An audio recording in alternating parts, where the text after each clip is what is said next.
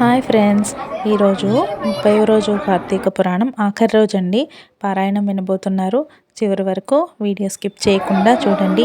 అలాగే ఆ శివానుగ్రహం వలన ఏమో కానీ ఎప్పటి నుండో యూట్యూబ్ స్టార్ట్ చేయాలన్న కోరిక ఇప్పటికీ ఈ ఆధ్యాత్మిక కథలు చెప్పడంతో నాకు నెరవేరిందండి. నేను ఎంతో ఆనందాన్ని పొందానండి. అలాగే సూక్ష్మంలో మోక్షం అంటే ఇదేనేమో అనిపించిందండి. ఇంతవరకు నా ఛానల్ను సబ్స్క్రైబ్ చేసుకుని సపోర్ట్ చేసిన వాళ్ళందరికీ కూడా నా కృతజ్ఞతలు తెలుపుకుంటూ, ఇక మీదట కూడా ఇలాంటి ఆధ్యాత్మిక పరమైనవే కాకుండా మరింత కొత్త కొత్త క్రియేటివ్ థాట్స్తో వీడియోస్ చేసి మీ ముందుకు వచ్చేస్తానండి. ఈరోజు కార్తీక పురాణం 30వ అధ్యాయం అండి. కార్తీక వ్రత మహిమ ఫలశ్రుతి. సౌనికాది మహామునులు అందరకు సూత మహాముని తెలియజేసిన విష్ణు మహిమను, విష్ణు భక్తుల చరిత్రములను విని ఆనందించి 1000 నోళ్ళ కొనియాడారట. సౌనికాది మహామునులు ఇంకను సంశయములు తీరనందున సూతిని గాంచి, ఓ ముని తిలకమా, కలియుగమందు ప్రజలు అరిషడ్వర్గములకు దాసులై అత్యాచారపరులై జీవించుచు సంసార సాగరము తరింపలేకున్నారు. అటువంటి వారు సులభముగా ఆచరించు తరుణోపాయం ఏదైనా కలదా? ధర్మములన్నింటిలో మోక్షసాధనమునకు ఉపకరించు ఉత్తమ ధర్మమేది? దేవతలందరిలోనూ ముక్తి నొసంగు ఉత్తమ దైవం ఎవరు? మానవుని ఆవరించియున్న అజ్ఞానమును రూపుమాపి పుణ్యఫలమిచ్చు కార్యమేది? ప్రతిక్షణము మృత్యువు వెంబడించుచున్న మానవులకు సులభముగా మోక్షము పొందగల ఉపాయమేమి? హరినామస్మరణ సర్వదా చేయుచున్న మేము ఈ సంశయములతో ఉన్నాము కాన దీనిని వివరించి తెలియజేయమని కోరిరి. అంత సూతుడు ప్రశ్నలాలకించి, ఓ మునులారా, మీకు కలిగిన సంశయములు తెలుసుకొనవలసినవే. కలియుగమందలి మానవులు మందబుద్ధులు క్షణిక సుఖములతో నిండిన సంసార సాగరమును దాటుటకు మీరడిగిన ప్రశ్నలు మోక్ష సాధనము కాగలవు. కార్తీక వ్రతము శ్రీమన్నారాయణునకు ప్రీతికరమైన వ్రతము.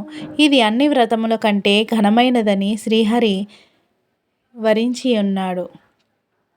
ఆ వ్రతమహిమ వర్ణించుటకు నాకు శక్తి చాలదు. అంతేకాదు, సృష్టికర్తయగు ఆ బ్రహ్మదేవునికి కూడా సఖ్యము కాదు. అయినను సూక్ష్మముగా వివరించెదను. కార్తీక మాసమందు ఆచరించవలసిన పద్ధతులను చెప్పుచున్నాను, శ్రద్ధగా ఆలకింపుడు. కార్తీక మాసమున సూర్యభగవానుడు తులారాశి అందున్నప్పుడు శ్రీహరి ప్రీతి కొరకు మనకు ముక్తి కలుగుటకు తప్పనిసరిగా నదీ స్నానము చేయవలెను. దేవాలయానికి వెళ్ళి హరిహరాదులను పూజించవలెను. తనకున్న దానితో కొంచెమైనా దీపదానం చేయవలెను. ఈ నెల రోజులు విధవ వండిన పదార్థములు తినకూడదు. రాత్రులు విష్ణు ఆలయమునకు గాని శివాలయమునకు గాని ఆవునేతితో దీపారాధన చేయవలెను. ప్రతి దినము సాయంకాలము పురాణ పఠనము చేయవలెను. ఈ విధముగా చేసిన సకల పాపముల నుండి విముక్తులై సర్వ సౌఖ్యములు అనుభవింతురు. ఈ విధముగా నెల రోజులు ఆచరించువారు జీవన్ముక్తులగుదురు. ఇట్లు ఆచరించుటకు శక్తి ఉండి కూడా ఆచరించక గాని, లేక ఆచరించు వారులను నెగతాళి చేసిన వారు గాని 100 జన్మల వరకు చండాలాది హీన జన్మలు ఎత్తుదురు.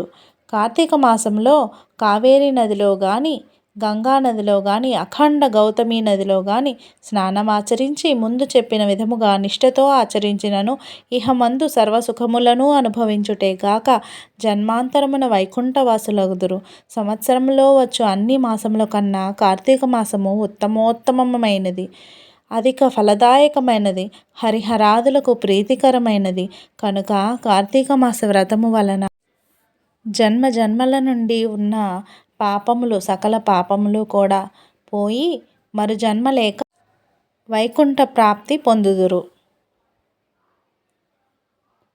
కాన ప్రతి మానవుడు ఈ పరమ సత్యమును గ్రహించి ఇటువంటి పుణ్యమును చేతులారా విడవక ఆచరించవలెను. ఇటుల నెల రోజులు చేయలేని వారు కార్తీక శుద్ధ పౌర్ణమి నాడు అయినను తమ శక్తి కొలది వ్రతమాచరించి పురాణ శ్రవణం చేసి జాగరణం ఉండి మరునాడు ఒక బ్రాహ్మణునకు భోజనం పెట్టినచో నెల రోజులు చేసిన ఫలముతో సమాన ఫలము కలుగును. ఈ మాసంలో ధనము, ధాన్యము, బంగారము, గృహము, కన్యాదానములు చేసినచో ఎప్పటికీ తరగని పుణ్యం లభించును. ఈ నెల రోజులు ధనవంతుడైనను బీదవాడైనను మరెవ్వరైనను సరే శ్రీమన్నారాయణ నామస్మరణ చేయుచు పురాణములు వింటూ పుణ్యతీర్థములను సేవిస్తూ దాన ధర్మములు చేయుచున్న ఎడల వారికి పుణ్యలోకములు అబ్బును. ఈ కథను చదివిన వారికిని వినిన వారికిని శ్రీమన్నారాయణుడు సకల ఐశ్వర్యములు ఇచ్చి వైకుంఠ ప్రాప్తి కలుగజేయును. ఇట్లు స్కాంద పురాణాంతర్గత వశిష్ఠ ప్రోక్త కార్తీక మహాత్మ్య మందలి 30వ రోజు పారాయణం సమాప్తమండి.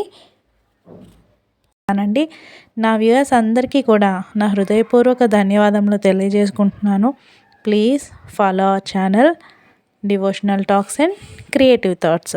Please like, share and subscribe. Hara Hara Mahadeva Shambho Shankara. ఓం నమ శివాయ. సర్వే జనా సుఖినో భవంతు.